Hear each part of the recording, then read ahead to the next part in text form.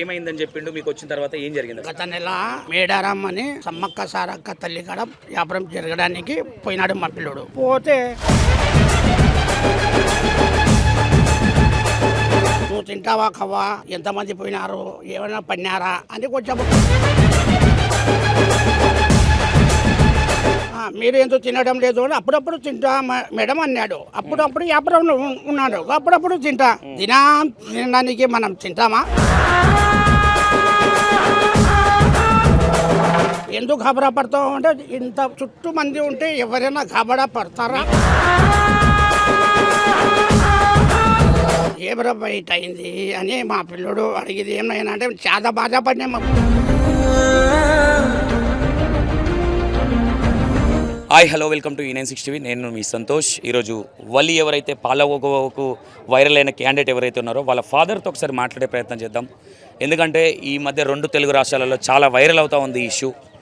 మరి వీళ్ళు మత్తు పదార్థాలు కలుపుతారని కావచ్చు, ఇంకోటి కావచ్చు. మరి వల్లి ఏం చెప్తా ఉన్నాడంటే మా డాడీ మా మమ్మీ కోవ తయారు చేస్తూ ఉంటారు, మేము బయటికి వెళ్ళి అమ్ముకుంటూ ఉంటామని చెప్తా ఉన్నారు. కాబట్టి ఒకసారి ఆయనతో మాట్లాడే ప్రయత్నం కూడా చేద్దాం. నమస్తే. ఓకే, ఏం జరిగింది?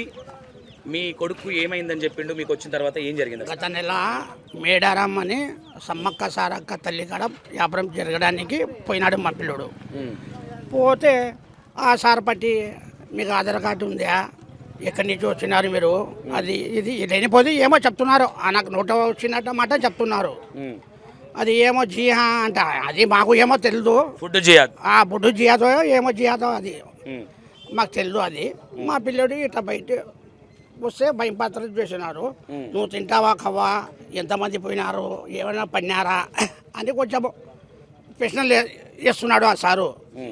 అమ్మకూడదు నువ్వు, ఎవరో సార్కి ఫోన్ చేస్తారు, ఏమో 100 డైల్కి ఫోన్ చేస్తా అంటే చూపించుకుని సార్ మీ డౌట్ ఉంటే చూపించుకోండి అని చెప్పినాడు.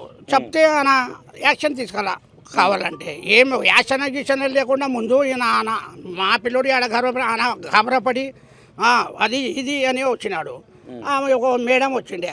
ఆ మేడం అంటే కవ్వ మీరు ఎందుకు తినడం లేదు అని అప్పుడప్పుడు తింటా మేడం అన్నాడు. అప్పుడప్పుడు వ్యాపారంలో ఉన్నాడు, అప్పుడప్పుడు తినడానికి మనం తింటామా?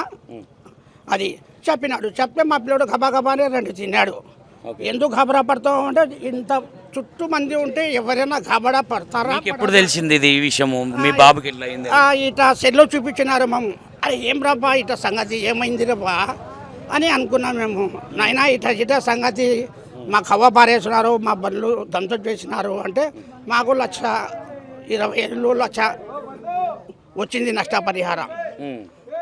సమ్మకారే సారక్కరే కదా పోయిందిలే, చాలా దూరం అయినా మాది నంద్యాల జిల్లా ఎలుగొడైనా కూటి కోసం బతుకు తిరగడం పోతూనే ఉంటాం, అంతేగాని. అందులో వీడియోలో మీ కొడుకు అంటే డల్గా ఫేస్ పెట్టి ఏడవడం ఏదో జరిగింది. మీకు ఏమనిపించింది? ఒక మీ కొడుకు కాబట్టి అలాంటి అంటే తెలంగాణకి ఏదో 10 రూపాయలు వస్తాయన్న నమ్మకంతో మీరు అక్కడికి వస్తే మీకు చేద అనుభవం అనేది ఎదురైంది. ఏం ఫీల్ అయ్యారు అప్పుడు? ఏమరా బయట అయింది అని మా పిల్లడు అడిగింది. ఏమైనా అంటే చాలా బాధపడినాము, మా కుటుంబాలు సంతులందరూ బాధపడినాము. నాయనా బాధపడాకు నువ్వు, వాళ్ళు అమ్ముకొని మా కవ్వ బండ్లు చిత్రపరిచయం చేశారు, రారి కింద పడేసిందా మొత్తం బండ్లన్నీ కింద పడేసి. ఎంత లాస్ అయింది మీకు? అది 1,20,000 అనుకోని సార్, ఇటు అటు మొత్తం అన్ని కలిపి ఇద్దరు కాబట్టి అన్ని కలిపి 1,20,000. ఒకటి సార్ 1,20,000 తీసుకుపోయినారు. మళ్ళీ మా ఒకడు 1,10,000 తీసుకుపోయినాడు. 2, 3, 4 బళ్ళు ఉండేసారు కదా వాళ్ళకి. అంటే మీ మీద ఎలిగేషన్ చేస్తా ఉన్నారు, మీ కొడుకు ఏదో లేదో మత్తు పదార్థం కలిపి ఏదో చేస్తూ ఉన్నాడని బయట ఎలిగేషన్లు వస్తూ ఉన్నాయి.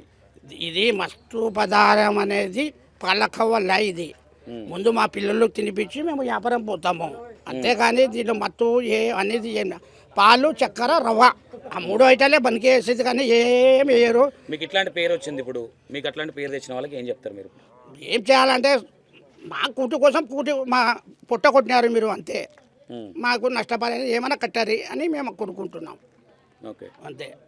విన్నారు కదా, వాళ్ళు ఇప్పటికీ కూడా ఇంత జరిగినా కూడా ఇంకా ఓపికతోనే మాట్లాడుతూ ఉన్నారు. అది ఎవరైనా కావచ్చు. మా పొట్ట కొట్టినారు, మాకు ఎంతో కొంత సాయం చేస్తే బాగుంటుంది అనే విధంగా మాట్లాడుతూ ఉన్నారు. చూద్దాం, ఎందుకంటే జనాలు కూడా ఇన్స్టాగ్రామ్ ఇన్ఫ్లుయెన్సర్లు కూడా చాలామంది వల్లికి సపోర్ట్ చేస్తూ ఉన్నారు. ఎందుకంటే చిన్న చిన్న వ్యాపారాల దగ్గర మీ ఇలాంటి పిచ్చి పనులు ఏంటని జెన్యున్గా అంటే మస్తు అనిపించింది. అంటే ఎవరినో ఏదో చేశారని మస్తు అనిపించడం అని కాదు, అంటే ఏకదాటిగా మీద పడిపోయారు అనుకోవచ్చు.